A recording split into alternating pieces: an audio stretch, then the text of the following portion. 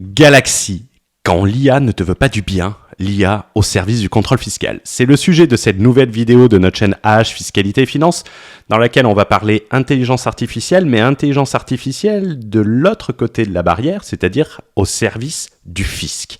Avant de commencer cette vidéo, les rappels habituels, pense à nous rejoindre sur Telegram. Nous sommes près de 3500 entrepreneurs investisseurs pour du contenu exclusif.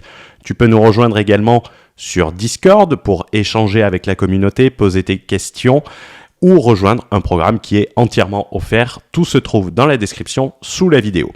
En guise d'introduction, l'intelligence artificielle est une révolution. Mais avant ChatGPT, Galaxy était déjà en cours de déploiement et ce depuis près de 4 ans.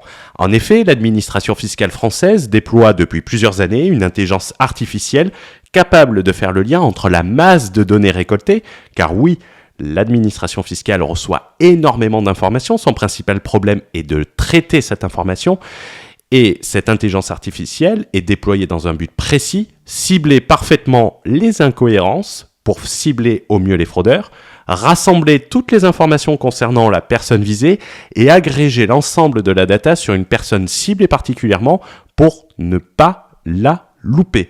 Dans cette vidéo, je vais te parler d'expérience, que ce soit au niveau de contrôles fiscaux, au niveau de la pratique de Bercy que j'ai pu voir précédemment à mon arrivée sur Internet, et je vais extrapoler ces connaissances, cette expérience pour essayer d'expliquer comment, selon moi, cela va pouvoir se montrer fatal pour ceux qui font de l'optimisation fiscale agricole, donc du gros rouge qui tâche, pas trop de la Romanée Conti. Mais retiens un chiffre, 300 millions de dollars. C'est un chiffre qui te paraît colossal, c'est le coût de fonctionnement annuel, environ 700 000 dollars par jour de ChatGPT à OpenIA. C'est le coût que cela coûte à l'entreprise qui opère ChatGPT pour le faire fonctionner. À comparer aux 15 milliards d'euros qui est la recette du fisc suite à la fraude fiscale et qui est l'argent récupéré. C'est ce qu'a rapporté le contrôle fiscal à Bercy en 2022. Compare 300 millions de dollars et 15 milliards d'euros. Ça fait un sacré investissement d'avoir sa propre intelligence artificielle. C'est 50 fois plus rentable. Retiens une chose également, et ça, on va s'inspirer un peu de la guerre en Ukraine pour l'illustrer. Tu as ici le char Léopard 2, l'un des chars les plus modernes du monde, sur le terrain ukrainien, l'arme la plus moderne. Pour contrer l'arme la plus moderne, il faut souvent une solution excessivement simple, c'est-à-dire une mine soviétique que tu caches sous la terre et qui date de 1950. Retiens donc que c'est souvent les techniques les plus simples qui fonctionnent le mieux. Cela est vrai sur le champ de bataille en Ukraine, mais également vrai en matière de fiscalité internationale, où les lois internationales datent de plusieurs décennies et qu'il est très facile de s'en servir pour se protéger au maximum et éviter les risques par la même occasion. Mais pour en profiter, il faut les connaître, faire preuve de bon sens, c'est souvent le bon sens qui manque aux gens, et se structurer de manière optimale. C'est dans ce cadre-là qu'a été conçu le programme Borderless Entrepreneur, notre programme sur l'expatriation et la structuration à l'international, qui est la référence francophone en la matière. Ce n'est pas moi qui le dis, c'est les gens qui l'ont acheté et qui l'ont rejoint. Contenu très intéressant, j'ai acheté la formation, je suis très content de ce que j'y ai trouvé.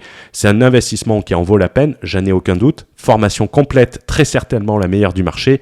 On apprend les mécanismes, enfin se débrouiller seul et aller chercher les informations utiles à notre projet. On y voit également ce qu'il ne faut pas faire, ce qui est tout aussi important. Donc, retiens une chose en matière de fiscalité, c'est que l'administration fiscale française, qui est l'une des plus puissantes du monde, reçoit énormément d'informations. Pour l'illustrer, on va prendre certains exemples. Tu as l'administration fiscale et elle reçoit des informations du contrôle fiscal. C'est-à-dire que par exemple, tu as un fournisseur qui se fait contrôler fiscalement, tu peux te faire contrôler suite à ce contrôle. Elle reçoit des informations de Stripe et PayPal. Elle reçoit les informations suite à des observations sur les réseaux sociaux. Elle reçoit les informations à travers le CRS, le Common Reporting Standard, des banques, y compris étrangères, et ce de manière annuelle et automatique. Elle reçoit des informations des plateformes, notamment avec la directive DAC 7, ça concerne Airbnb par exemple, mais pas uniquement. Et elle a une arme fatale qui est le droit de communication. Je vais te l'expliquer avec des exemples concrets, faciles à comprendre dans cette vidéo. Et on va se concentrer dans cette vidéo sur ces 3 modules, c'est-à-dire les banques, les plateformes et le droit de communication. Pour te l'expliquer, on va prendre des exemples concrets, des exemples réels, pas de storytelling, pas de bullshit telling. Pour essayer d'illustrer tout cela, rien n'est mieux que des exemples concrets. Je vais te prendre un exemple excessivement récent d'une nana travaillant en Bali qui m'a contacté par Instagram, que je salue au passage, pour des conseils gratuits. Et je vais te prendre également l'exemple d'un influenceur crypto-investisseur expatrié mais en permanence en France, générant de grosses sommes. Et on va voir concrètement sur ces 2 exemples qu'est-ce que peut recevoir l'administration fiscale française. Pour commencer, on va prendre le cas de l'entrepreneuse à Bali, même si on aurait mieux fait de dire gitanpreneuse. On va l'appeler Michel pour l'anonymat. Entrepreneuse à Bali qui a commencé avec une micro-entreprise sans jamais déclarer les revenus qu'elle recevait sur son compte N26 de sa micro-entreprise. Elle considère qu'elle n'est pas résidente fiscale en France, en plus parce qu'elle passe moins de 6 mois en France, ça c'est son raisonnement, et qu'elle n'a pas de clients français. Pour autant, elle n'est pas résidente fiscale à Bali, et elle décide de créer une société à Hong Kong car on lui a dit que c'était simple et légal pour être dans la totale légalité. Quand on lui dit de se structurer un minimum, elle répond « Je ne veux pas dépenser 1 250 € hors taxe pour un programme. Par contre, je veux bien des conseils gratuits et payer 3-4 000 balles pour une société offshore, même si je ne comprends pas comment ça marche et que j'écoute des gens qui n'y connaissent rien. » Donc, on voit l'importance du conseil chez certains entrepreneurs et comment ils valorisent l'importance de leur pilier numéro 1 d'enrichissement, de leur pilier numéro 1 de leur liberté, car oui, quand tu es entrepreneur, le pilier de ton enrichissement, le pilier de ta liberté, c'est grosso modo ta boîte. C'est comme un chauffeur de poids lourd qui perd son permis de conduire. Il perd tout en même temps. Ben, c'est pareil pour les entrepreneurs qui perdent leur boîte. Donc, si on prend l'exemple de cet entrepreneur ou gitanpreneuse de Bali, si on prend les informations qu'elle procure, les informations que l'administration fiscale reçoit, essayons de l'illustrer avec un schéma simple à comprendre. Donc, comme on l'a dit, elle a une auto-entreprise qui n'a jamais déclaré le moindre euro de bénéfice. Cette auto-entreprise a un compte étranger dans la banque fintech allemande N26 qui reçoit l'ensemble de l'argent. Donc, elle n'a jamais déclaré le moindre revenu et les revenus qu'elle reçoit, c'est chez N26 en Allemagne. Le fisc français, il va recevoir des informations de 3 endroits différents. On va commencer par, il va recevoir les informations de cette entrepreneuse à travers sa déclaration de revenus. Puisqu'elle déclare ne pas avoir des revenus, elle fournit une déclaration à 0. Donc déjà, le fisc a une déclaration de revenus à 0, ou puisqu'elle est partie et qu'elle ne se considère même pas résidente, elle a arrêté de déclarer ses revenus, donc elle a arrêté de faire des déclarations fiscales. Donc déjà, ça te met un voyant rouge. Deuxième élément, elle dit qu'elle a une auto-entreprise, mais l'auto-entreprise ne fait pas de déclaration et déclare 0. Donc, quelqu'un qui déclare 0, une auto-entreprise qui déclare 0. Ça, c'est les déclarations que l'administration fiscale reçoit. D'un autre côté, l'administration fiscale reçoit de la part de N26, et ce de manière annuelle et automatique, un compte qui est approvisionné, qui est fonctionnel, qui reçoit de l'argent, alors que la personne déclare ne rien gagner du tout. Mais tu penses qu'il faut être sorti de Polytechnique pour comprendre qu'il y a une petite fraude fiscale par là? Et ça, c'est ultra simple. Donc, cette gitanpreneuse de Bali, l'administration fiscale, pour faire du concret, va avoir une activité d'auto-entreprise à 0, puisque l'activité, elle n'a jamais déclaré et n'a jamais dit qu'elle gagnait de l'argent avec cette société, donc elle remplit des déclarations à 0 ou elle ne remplit pas de déclaration. Elle va avoir une déclaration de revenus à 0, comme on l'a dit, ou elle n'arrête de remplir ses déclarations puisqu'elle considère qu'elle n'est plus résidente. Niveau déclaration d'expatriation, elle n'a jamais rempli une déclaration d'expatriation, donc on est dans le cas d'une personne qui ne remplit pas ses déclarations en France mais qui n'est pas pour autant expatriée. Autant te dire, les voyants rouges, c'est le boulevard de Las Vegas.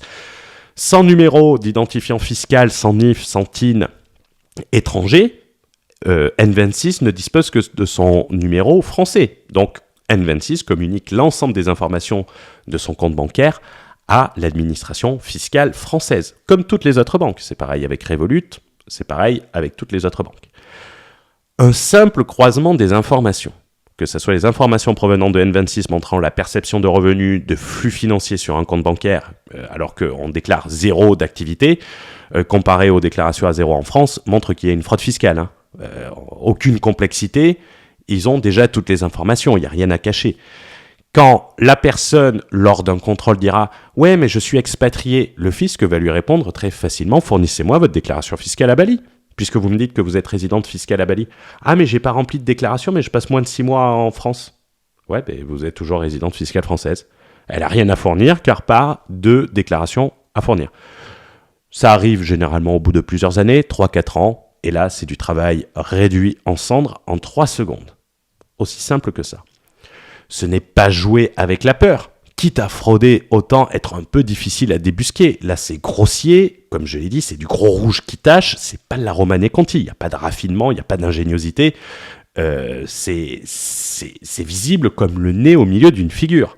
C'est un peu comme si tu décides de rouler à 200 km/h sur une autoroute où Waze te dit qu'il y a un radar mobile. Et en plus, quitte à y aller à fond, tu envoies un DM au flic qui fait le contrôle fiscal, qui fait le contrôle routier pour lui dire « Écoute, regarde bien, à 14h30, là, je vais arriver pleine balle. » Il ne faut pas s'étonner, quoi.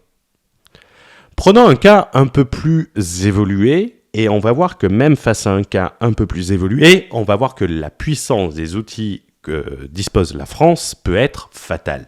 On va prendre l'exemple de l'investisseur que j'ai évoqué, qui est en permanence en France. C'est une personne à qui j'ai dit à maintes reprises de faire attention, mais qui, j'ai l'impression, se croit plus malin et plus fort. C'est la première étape vers l'échec.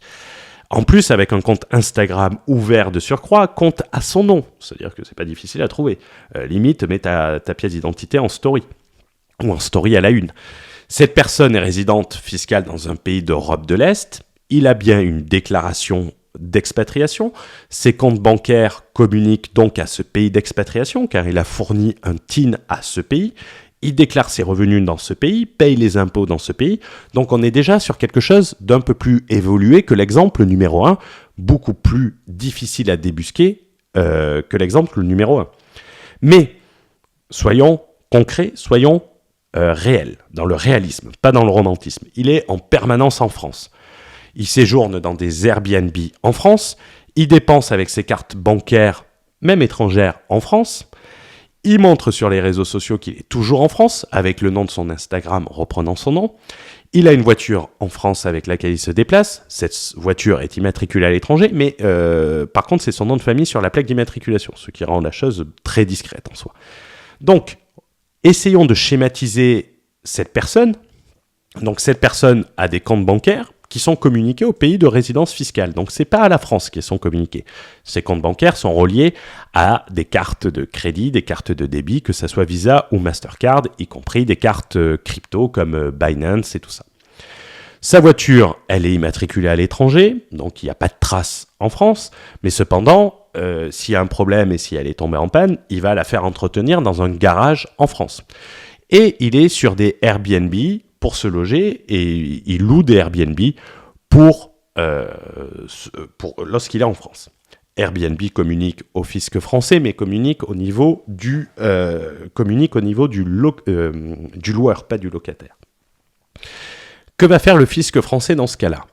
Il va faire ce qu'on appelle un droit de communication. Un droit de communication, c'est une demande que fait l'administration fiscale française à un tiers pour lui communiquer une information, tout type d'information. Le fisc français fait notamment des droits de communication et ce de manière assez régulière. On avait fait une vidéo à ce sujet, je te mettrai le lien en haut à droite, chopé par ta carte bancaire.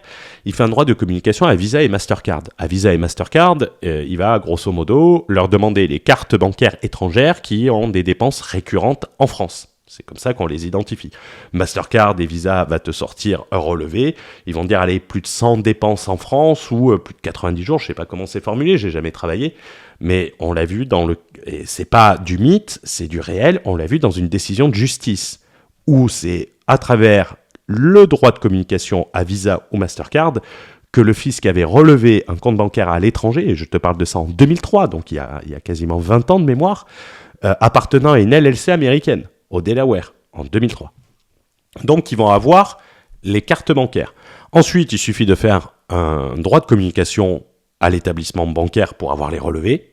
L'établissement bancaire les communiquera. Elle peut faire également un droit de communication, et ça, je l'ai vu, au garage, par exemple. Et c'était très courant. En 2013, j'avais travaillé pour Speedy, va donc chez Speedy. Et c'était très régulier que l'administration fiscale demande les factures des véhicules étrangers entretenus en France, avec le nom et le mode de paiement de l'entretien. Le droit de communication peut également arriver dans des garages, de leur dire « fournissez-moi les voitures immatriculées à l'étranger qui sont entretenues chez vous ». Ça peut être soit pour traquer des biens non déclarés, surtout à l'époque où il y avait l'ISF et que l'ISF portait sur les voitures. Ça peut également permettre de traquer les non-résidents qui se déclarent à l'étranger et qui sont en permanence en France. Et à partir de là, on regroupe de l'information. Mais ça, je l'ai déjà vu, et à 2 reprises dans des garages.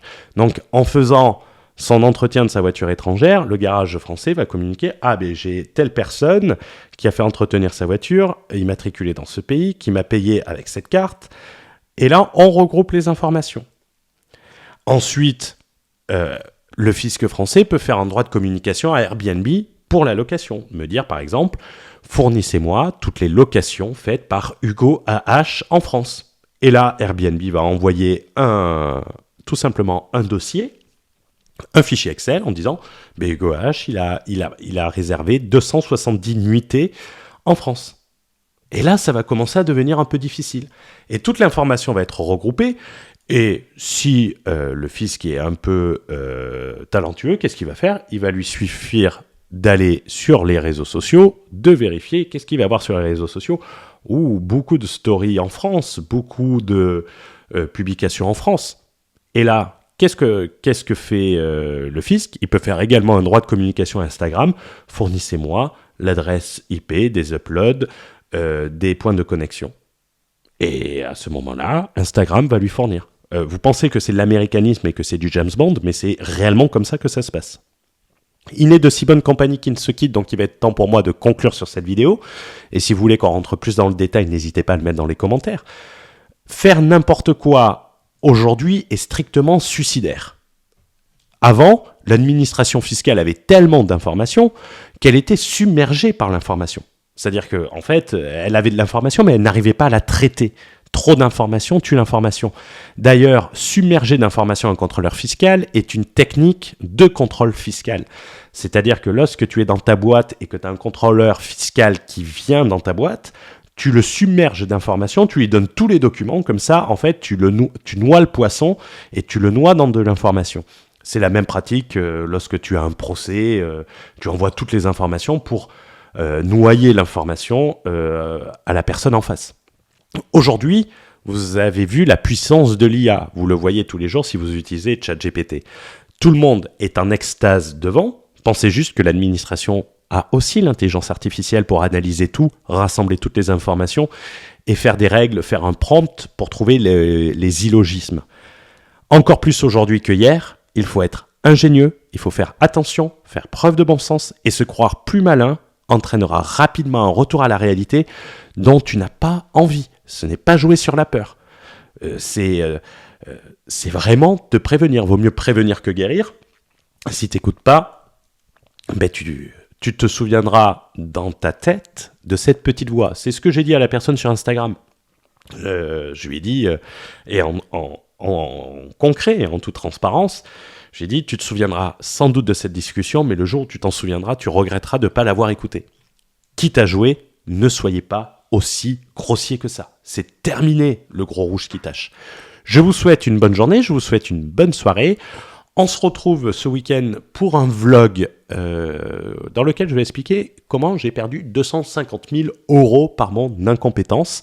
Ça viendra compléter le vlog de la semaine du week-end dernier où j'expliquais comment YouTube m'a attiré en garde à vue et surtout quel a été mon parcours avant d'arriver sur YouTube et pourquoi un contrôle fiscal m'a conduit sur YouTube. Donc n'hésite pas à regarder le vlog sur la chaîne. Je te souhaite une bonne journée. Ciao, ciao.